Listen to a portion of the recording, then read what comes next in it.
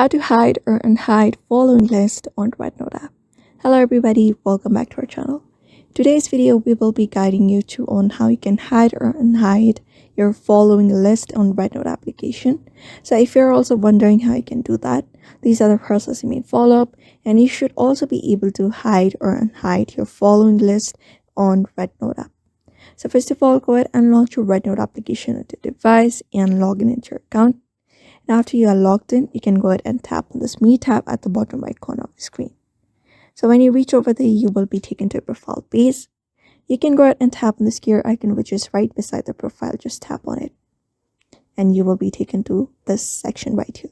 So here you're going to look out for the option called privacy settings right here. And here you will be taken to the space. So you're going to scroll down a bit until you're able to find following and follow list. Just go ahead and tap on it. And here you can find this hide my following list with an enable option. So if you want to hide your following list, you're going to go ahead and enable this option and your following list will be hidden. But if you want to unhide them, you can go ahead and disable this option by following the same steps that I just told you earlier, and your following list will be unhidden again. So therefore, these are the processes you may follow up in order to hide or unhide your following list as well. So I hope this video was helpful to you, and thank you for watching this video.